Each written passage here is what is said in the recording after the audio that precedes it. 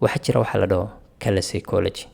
Colorka markaad tusaale ahaan aad qaadanayso ama aad designkaaga ku samaynayso waa inaad ogtahay waxa uu yahay colorka kani, muxuu ka turjumayaa colorka kani, haddaa qaadatid maxaa la moodayaa colorkan, sababtee u adeegsanaysaa colorkan.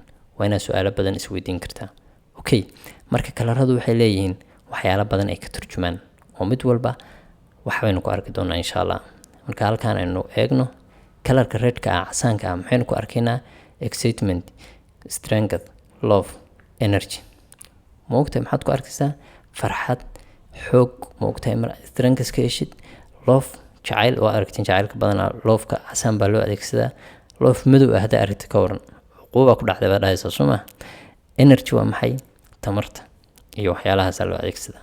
Okay, confidence, success, bravery, sociability waa maxay colorka yellowga ah marka adeegsanayso waa inaad confidence kalsooni ahaan baa loo adeegsadaa. soo ma jeedin colorka orange ah baan ka wadaa kalsooni. sidoo kale success, goal, bravery geesinimo iyo waxyaalaha inaad ka raadisid, iyo bulshaawnimo macnaha qofkaasi waa bulshaawi.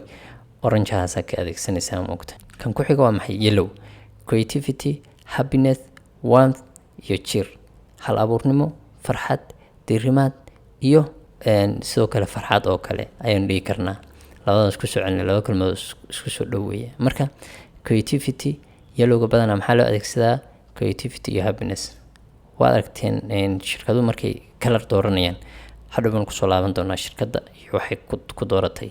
okay, hadda shirkaddeenu ka hadlaynay labadatan color ayay isku adeegsataa madowgan iyo yellowgan. marka creativity madowgana waa maxay dramatic iyo security iyo arki doonaa isna amni iyo waxyaalahaas iyo wixii lagu amaanaysto in laga helayo waxyaalaha marka colorku waa inuu ka turjumayaa waxa aad samaynaysid. okay, nature, healing, freshness iyo quality. greenkan maxaynu adeegsanaynaa inaynu ka helno dabeecad ma ogtahay wanaagsan oo iska aragteen environmentiga iyo markuu qurux badan yahay waa nature, waa green. sidoo kale boxation healing baad dareemaysaa wax cusub oo kale. freshness, qualitygana waa maxay tayada shaygaasaan ilaalinaynaa. blueguna waa maxay trust, peace, loyalty iyo competence. waa maxay aaminid, nabad, daacadnimo iyo karti. okay, blue iyo green yaa adeegsata mataqaanaan shirkadda Hormuud maxay u adeegsataa waayo quality bay haysaa. sidoo kale maxay haysaa trust, peace, loyalty iyo competence. marka waxyaalahaas isku darsatay saasay moogta colorka u adeegsatay. shirkadda Golis oo kale iyana sidoo kale colorkan bluega bay adeegsataa trust, peace, loyalty, competence. pinkiga maxaynu adeegsanaa compassion, sincerity, sophistication iyo sweet. naxariis, daacadnimo, casriyeyn ma ogtahay sophistication waa casriyeyn iyo macaan sweet. waxyaalaha sweetka ah oo badanaa loo adeegsado pink. pinkiga kan ayaa aadka u jecel dumarka aad u jecel soo ma. naxariista dumarka ku badan marka sababtaas aad ugu jecel yihiin.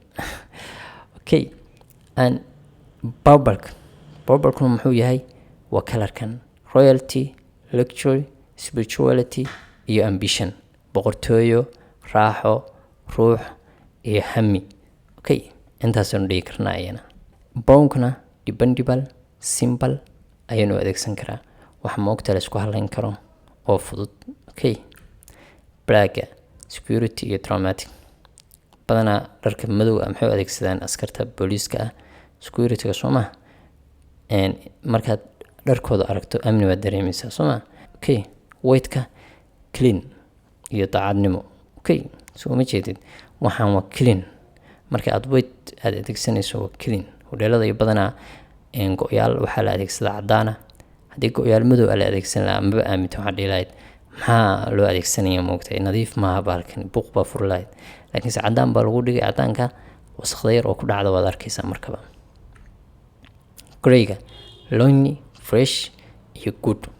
moogtahay hadda ninkan halka taagan wuxuu taagan yahay environment grey ah kalinimo dareemayaa raaxaysanaya moogta wuxuu dareemayaa fresh inuu noqonayo soo kale fiicnaan buu dareemayaa. marka waa inaad fahansan tahay colors waxay ka turjumayaan. waxyaalo kale badanna way jiraan oo la sii raadin karo laakiin just hadda tusaale ayaan kugu soo qaaday.